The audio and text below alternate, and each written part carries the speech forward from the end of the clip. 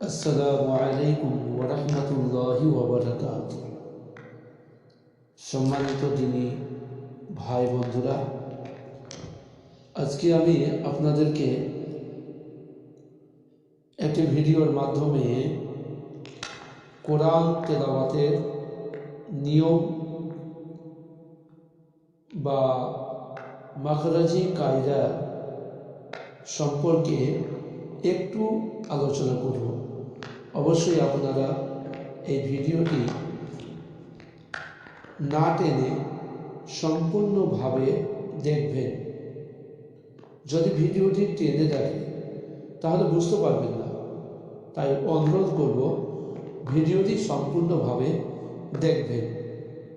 আসুন, কোরআনে কারীম কিভাবে পড়তে হবে, কোন জায়গায় টানতে হবে এবং কোন জায়গায় টানতে হবে না, এ সম্পর্কে আসুন আমরা কিছু কোরআনি তাজবিদগুলো আমরা জানি। তাজবিদগুলো যদি আমরা জেনে নিই তাহলে আমাদের জন্য এই কোরআন কারীম শিক্ষা করা বা পড়া তেলাওয়াত করা আমাদের সকলের জন্য সুবিধা হবে, সহজ হবে। আমরা অনেকেই কোরআন শুদ্ধভাবে তেলাওয়াত করতে পারি না। তাই আসুন কিভাবে কোরআন শুদ্ধ করে পড়বেন তার কিছু নিয়ম ও সিস্টেম আছে। সেই সিস্টেমগুলো আপনাকে অবশ্যই জানতে হবে। তো আসুন আমরা আজকের ভিডিওতে এই সিস্টেমগুলো আমরা একটু জেনে যাই। তা হচ্ছে যে কোরআন পড়তে গিয়ে, তেলাওয়াত করতে গিয়ে কোন জায়গায় আপনি টানবেন এবং কোন জায়গায় টানবেন না। ছোট্ট করে একটা আলোচনা। তা হচ্ছে যে আপনি কোন জায়গায় টানবেন, টানের অক্ষরগুলো হচ্ছে তিনটি, যাকে হুরুফে মাদ্দা বলা হয়। হুরুফে মাদ্দা হচ্ছে তিনটি। এখানে লেখা আছে আপনার হুরুফে মাদ্দা তিনটি। আমি এই নুরানি কায়দা থেকে আপনাকে বোঝাচ্ছি, এটা আপনার জন্য খুব সহজ হবে। তো হুরুফে মাদ্দা হচ্ছে তিনটি। একটি হচ্ছে আলিফ, অ, ইয়া। তিনটি হচ্ছে কি কি কি আলিফ, অ, ইয়া।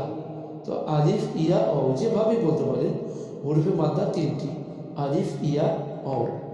তো এই তিনটি সংখ্যা কিভাবে মাদ্দা হবে তা আসুন আজকের ভিডিওতে দেখাই। আলিফ মাদ্দা হয় যখন আলিফ খালি থাকবে, আলিফের উপরে জাবারজের পেশ কিছুই থাকবে না, কিন্তু তার ডান দিকে অক্ষরে জাবার থাকবে। যে কোনো অক্ষরে জাবার থাকলে সেই আলিফটা ওটা আলিফ মাদ্দা হয়ে যায়। যেমন এখানে যুক্ত করে পড়বেন হামজা আলিফ জাবার আ, এখানে পড়তে হবে হামজা আলিফ জাবার আ, বা আলিফ জাবার বা, তা আলিফ জাবার তা, সা আলিফ জাবার সা। তারপরে চলে যান দাল আলিফ জাবার দা। এই যে আলিফটাকে তার ডান দিকের অক্ষরের সাথে মিলিয়ে পড়তে হচ্ছে।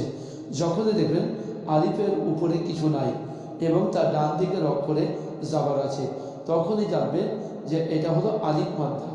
এই আলিফ মাদ্দাটা আপনাকে একটু টেনে পড়তে হবে। যেমন এখানে বললাম হামজা আলিফ জাবার আ, বা আলিফ জাবার বা, তা আলিফ জাবার তা।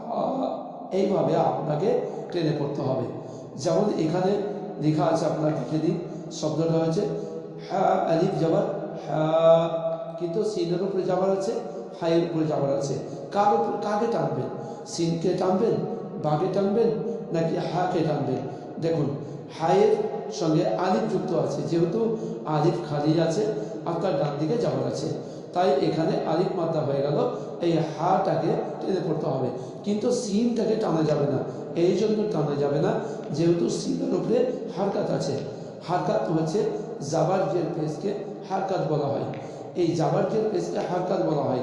এই হারকাতকে টেনে পড়া যাবে না, মোটেই টানা যাবে না, একটুকুও টানা যাবে না, বিন্দু পরিমাণও টানা যাবে না। তাই এখানে সিন যাবার, সা, বা যাবার বা, যখন একসঙ্গে রিডিং পড়বেন তখন এখানে পড়তে হবে আপনাকে হাসাবা। হাসাবা, কিন্তু সাবা করা যাবে না। তাহলে বন্ধুরা আমরা বুঝতে পারলাম যে আলিফ মাদ্দা কিভাবে টেনে পড়বেন, আলিফ মাদ্দা কিভাবে টেনে পড়বেন।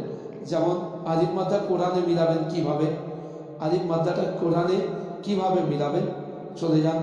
যেমন সূরা ফাতিহা তেলাওয়াত করতে গিয়ে যেমন এখানে আছে আপনার ইয়া শব্দটা, দেখতে পাচ্ছেন কিনা জানি না, তবে একটু লক্ষ্য করবেন। যেমন এখানে আছে ইয়া, হামজা ইয়া, যে ইয়া আলিফ যাবার ইয়া, এই ইয়ার সঙ্গে কিন্তু আলিফ যুক্ত আছে, ইয়ার সঙ্গে আলিফ যুক্ত আছে। এই আলিফটা খালি আছে, তার ডান দিকে যাবার, অর্থাৎ ইয়ার উপরে যাবার আছে আর আলিফটা খালি আছে, তাই আলিফের ডান দিকে যাবার হচ্ছে। তাই এই আলিফটাকে টেনে পড়তে হবে, এই আলিফটাকে আপনার আলিফ মাদ্দা বলা হয়। সুতরাং ইয়াকা এইভাবে আপনাকে টেনে পড়তে হবে, ইয়াকা ইয়াকা। আপনার কাপে যাবার আছে, অর্থাৎ কাপে হারকাত আছে, এই কাপে যাবার এই হারকাতকে মোটেই টানা যাবে না। তাই বন্ধুরা আমরা অবশ্যই চেষ্টা করব এখানে আলিফ মাদ্দা কিভাবে পড়তে হবে এবং আলিফ মাদ্দা কিভাবে হবে, আমরা আলিফ মাদ্দা কিভাবে চিনব, এখানে আপনাকে পরিষ্কার করে দেখিয়ে দিলাম। অবশ্যই আপনারা চেষ্টা করবেন। পরবর্তী ভিডিও দেখার জন্য আমার এই চ্যানেলটিকে অবশ্যই সাবস্ক্রাইব করবেন। আসসালামু আলাইকুম ওয়া রাহমাতুল্লাহি ওয়া বারাকাতুহু।